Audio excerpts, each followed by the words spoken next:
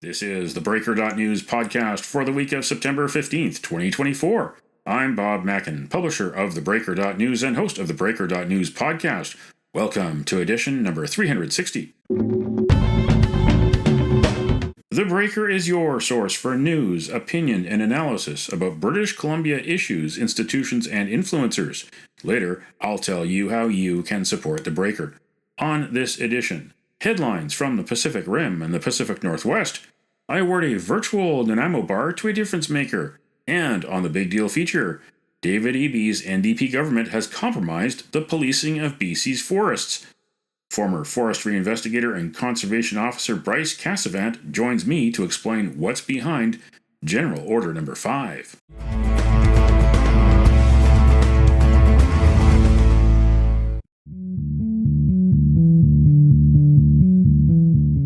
This is the Big Deal feature on the Breaker.news podcast. On the way to BC's October 19th election, David Eby's NDP government issued a secret order to the province's forestry policing service. In a nutshell, it says, do not investigate government wrongdoing. We know about it because of Bryce Casavant, a former forestry investigator and conservation officer. He exposed what is called General Order Number 5 for theconversation.com. Bryce Casavant lectures at Royal Roads University's School of Humanitarian Studies about legal aspects of environmental management. Bryce Casavant is my guest on this edition of the podcast. Most recently, Bryce has authored for theconversation.com a feature investigation called Do Not Investigate. The hobbling of the BC Forestry Policing Service sets a troubling precedent, and it's about problems inside the compliance and enforcement branch, which is essentially BC's forestry police. Bryce, what did you find out, and what needs to be solved with this BC Forestry Police and how it is funded and operated? Yeah, thanks for having me on, Bob. I think this recent forestry issue does tie into the broader issue that I've been looking at for about 10 years now on the constabulary authorities of environmental policing services more broadly. And there's essentially two in the province of BC. One is the BC Conservation Officer Service, which I think is fairly well known. We can talk about that in a moment. The other less known but arguably more powerful organization is the Compliance and Enforcement Branch of the Ministry of Forests. Now I think they're in Walrus. The ministries seem to change names every now and then, but for the purposes of this conversation, we'll just refer to it as a Ministry of Forest. Which is the historical term that's been used. And they're not essentially a policing service. They are a policing service. They are appointed under the Police Act, these officers. They are mandated to investigate forest crime and also non-compliances relating to heritage conservation, water laws, wildfires, another big one. They are BC's premier environmental policing agency. And one of the key functions that they've historically performed for almost 100 years now has been the investigation of government non-compliances, or we could call for your listeners internal affairs of illegal government activity. That is no longer the case. They have been shut down and mandated not to look at government, and those documents are what that feature piece explore and expose. Forests are valuable for so many reasons. First and foremost, for the environment, for our ecosystems. There is also the economic side of forests. Well, the intersection you've just described is very, very real and matters to the lives of British Columbians, whether you're a forester, whether you're a logger, whether you're an NGO activist or a member of the public. It really doesn't matter. The intersection you've just described does affect a broad range of not just social interests, but economic and conservation interests from a wide swath of the public in BC. It used to be that the environmental policing services in this province stood separate from the executive branch. They acted independently, and they were sort of the watcher on the wall that would be able to hold not just industry and individual members of the public to account, but also the government itself. They were able to put some teeth into the legislation so that the compliance requirements of not just not just forest conservation, but logging operations and things like that, which the government is also involved in through BC timber sales. They were able to apply the legislation equally without fear or favor to government or industry or the public. They were an independent agency, and that's no longer the case. And the issue that I see is an extreme overreach of the Attorney General's office in influencing the directives to the policing services to essentially shut them down in their abilities to investigate government non-compliances and perform internal auditing functions of government activities in the forest sector. And not only are the officers more correctly under, if there is going to be any government influence, the Solicitor General Policing Services Branch, the Attorney General should have no involvement in the policing areas whatsoever. But that inappropriate area, which needs to be corrected, also is extremely problematic when we do look at things like Fairy Creek, when we do look at things like the Wet'suwet'en protests, the use of state force and violence to arrest citizens, to remove civil liberties, and things along this line, when the state itself may not be acting lawfully, and there's no ability of policing services to balance out the needs between civil liberties and the enforcement of not just conservation objectives, but the general constitutional frameworks in this country, which is what the rule of law is supposed to be there for. It's what our polices are supposed to be, and it's fracturing. It's broken now, and it's broken because the AG's office is overstepped. Now, you got a leak of what's known as General Order Number 5 that says, quote, pursuing enforcement action against government bodies creates a legal risk for government, and it is an inefficient use of resources that should be allocated to other high priority legislative investigations, end quote. That the government is not wanting to hold itself accountable, and this also happens in an election year. Yeah, it's not a good look. I am, just as a researcher, as a writer myself, and as a former officer, I'm quite shocked that language like this would be included in a general order. I'm not a legal expert, but I would venture to say, if I was still in the service, that one of the first calls I'd be making is to the executive branch, saying this is an unlawful order. It's not going to be followed. I don't know what's happening internally right now, but it should be rescinded. If there's any ounce of integrity left in this government and administration, this order should be rescinded immediately. It's highly inappropriate. It's beyond fettering. It's a corrupt act that needs to be corrected and should be corrected. So what were the comments from the government and the comments from the RCMP? Yeah, good. This is a really good question. So one of the things that I didn't know was, has another organization been tasked to fulfill this gap?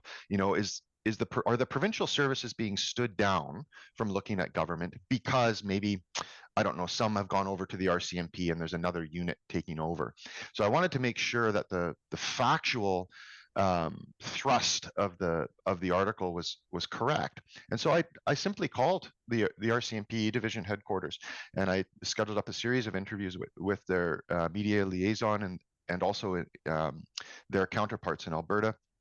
And one of the things that came out is, not only did General Order Number 5 come out for our provincial forest services, but while that was happening, or just prior to it, I should say, the RCMP Forest Crimes Unit was also shut down. So the only other organization that would have been able to look at government non-compliances from either a provincial violation or a criminal code aspect and investigate government corruption or purported or alleged illegal government activity was the RCMP Forest Crimes Unit.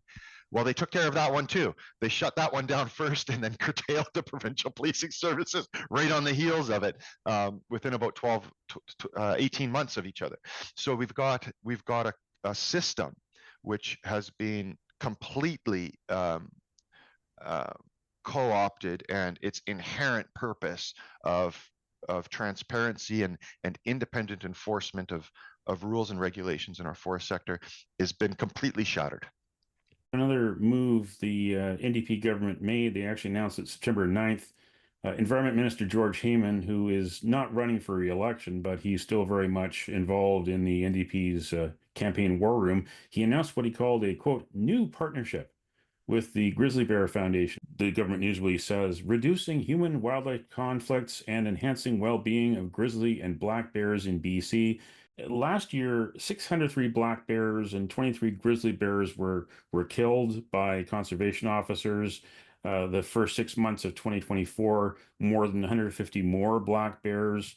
The other methods that used to be employed, such as relocation, tranquilizing relocation, really have not been prioritized. Now, the NDP has been in power since July 2017, and they're doing this so close to the election, which is October 19th. What are your thoughts? What's your reaction to this move?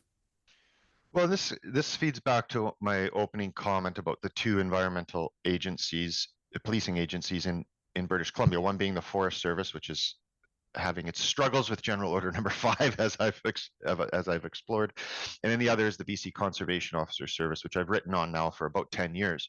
And but they are tied together from the perspective of policing. Both agencies have appointments under the Police Act, and both agencies should be operating independently of the executive branch of government. That is what police forces are mandated to do, at least in our jurisprudence and common law here in Canada.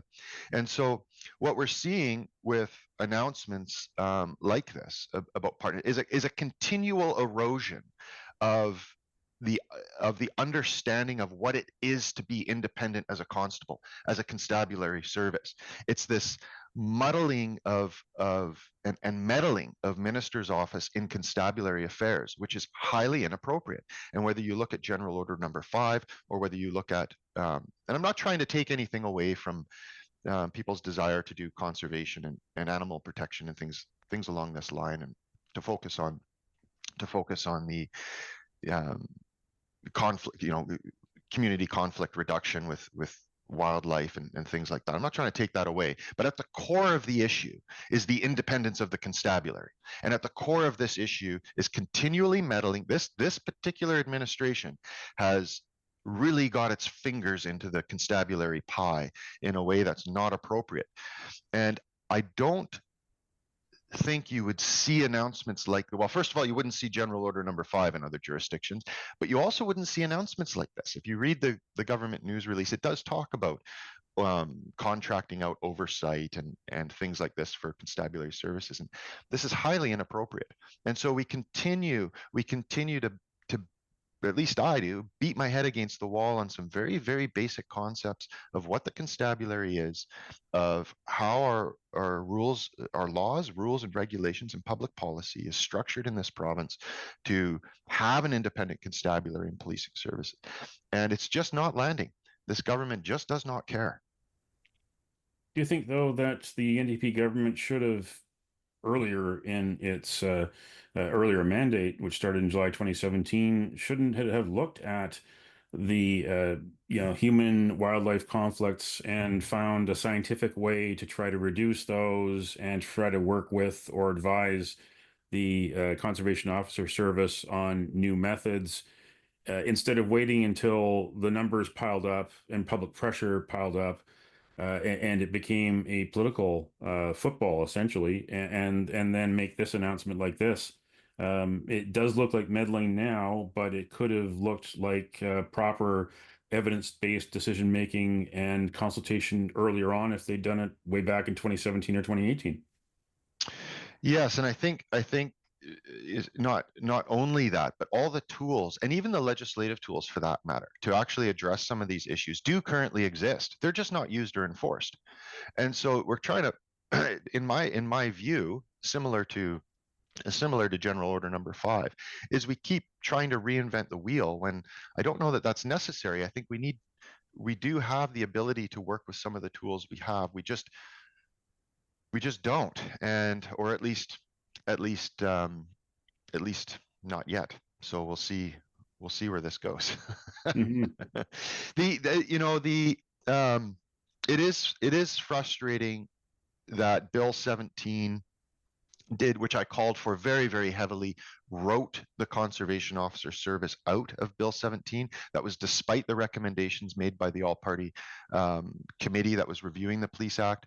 That was despite the recommendations that I myself made as an expert witness to the legislature during those proceedings, and others have called for as well. And the strategic direction of the administration to not include the conservation officer service in Bill 17 was a purposeful move. And it's essentially the legislative structure is allowing police officers, provincial constables, fully armed, fully appointed, to be under the direction, the sole direction of a ministry that does not have a police agency designated in the Police Act. So you essentially have a bit of a private army that you can wield around. And it's not supposed to be that way. That's not how our legislation is structured. And this is probably one of the key areas that needs to be corrected sooner than later. And we are on the cusp of the provincial election, officially begins September 21st with the writs. Which questions should voters be asking of their candidates on the way to October 19th? Well, I mean, there's the age-old. I can't remember if it was the Nixon campaign or where it came from. My U.S. history is a little off now, but the old saying, "You only have to ask yourself, is your life better off now than it was 4 years ago?" And so, I mean, that's the question in everyone's mind. I think it's a fair question, and people are looking for I believe this. I feel this this tension, this social tension, and the kind of fracturing of societies around the world. And I think people are looking for a difference and a change. From myself, I'm following the Surrey Police transition very closely. I'll be doing interviews again next week. I'll be in the Lower Mainland doing some interviews with the new service, and how this is going to be responding to different, as a relatively new and agency that has the ability to modernize quickly because it is so new. I'm following that very closely. I hope that that water's under the bridge and the people can start receiving, people of Surrey can start receiving the policing and emergency services that they desperately need. And then on a broader scale, these changes in state enforcement agencies and how they're going to shift with whatever administration comes next in BC, and whether those administrations try to seize more power through the interference and meddling in constabulary affairs, or whether we are going to correct that model and bring back constabulary independence and the ability to operate as policing services in a way that is truly serving the public, not just those in power that have desires during election times. I am watching the electoral office very closely. As you're aware, in 2020 there was the emergency orders that were issued, and I had a bit of a foray. There was an emergency order issued by the chief electoral officer, which essentially, in my view, resulted in a historically low election turnout, electoral voter turnout. And I did receive those years ago a written response back that the analysis I performed on that emergency order was correct. There were errors within the order, but the election was still held valid despite the order. Despite the order containing a very serious error. It quoted the wrong law for the validity of the order. It purported to issue an order relating to voting stations under a wrong piece of legislation. It's very, very serious from a democratic standpoint. And in my view, the results that were affected by that order should have been declared invalid, and there should have been voters should have been provided an opportunity to reattend the voting stations. But the person who issued the order ended up reviewing their own order and saying, "I'm just not going to do anything with it." And I found that quite shocking. And so I'm watching very closely the general provisions of democracy and the use of powers and authority during electoral times is a personal interest of mine. Thanks again, Bryce Casavant, former BC conservation officer, Afghanistan war vet, and he lectures at Royal Roads University in legal aspects of environmental management. And go find his investigation on theconversation.com. It's Do Not Investigate. The hobbling of the BC Forestry Policing Service sets a troubling precedent. Thanks, Bob. I really appreciate it.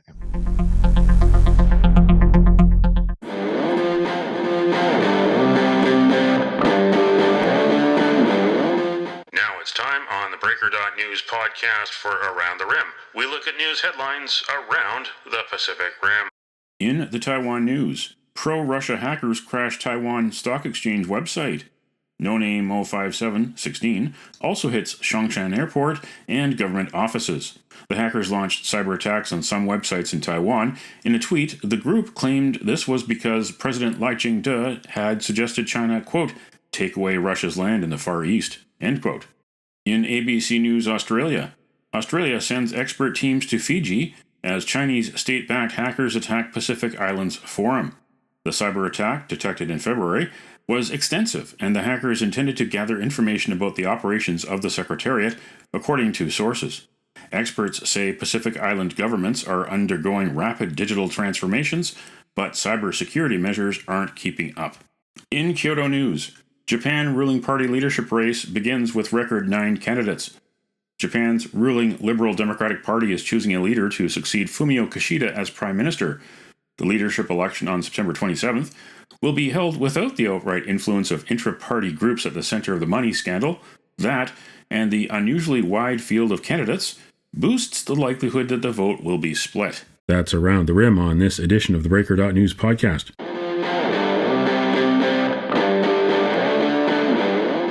Now it's time on the Breaker.news podcast for Cascadia Calling. We look at news headlines around the Pacific Northwest. In Willamette Week, Secretary of State directs Elections Division to open investigation into candidate donation swapping.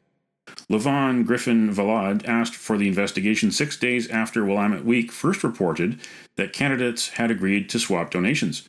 At least 11 candidates running for city council agreed in writing to make reciprocal donations to one another in an effort to unlock public financing. The city's small donor elections program provided $40,000 in matching taxpayer funds to city council candidates that received donations from 250 individual donors by August 27th. In Crosscut, D.B. Cooper's parachute to be on display at Tacoma Museum. It's the first time in a decade that the parachute has been on display. It is one of the most requested items in the Washington State History Museum's collection. It will be on display until March. The infamous hijacking took place on November 24, 1971 on a Northwest Orient 727 airliner between Portland and Seattle. And read these stories in the Breaker.news.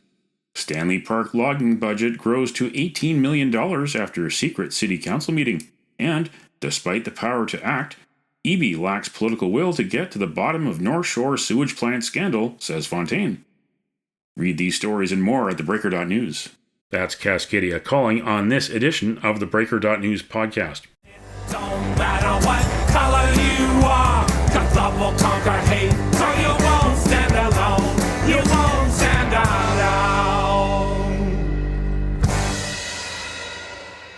The virtual Nanaimo Bar, brought to you by Spruce Hill Contracting. Every week we end the Breaker.news podcast on a tasty note by awarding the goodness of a virtual Nanaimo Bar to people making a difference. A virtual version of the province's favorite dessert bar goes this week to the Terry Fox Foundation and everyone involved in the 2024 Terry Fox Run on September 15th. Whether you're running, walking, or rolling, whether you're donating $1 or $1,000, you're helping get one big step closer to Terry's dream of beating cancer forever. You can nominate someone for a virtual Nanaimo Bar. Send me an email to bob@theBreaker.news. Spruce Hill Contracting, custom homes and renovations. Find more information at sprucehill.ca.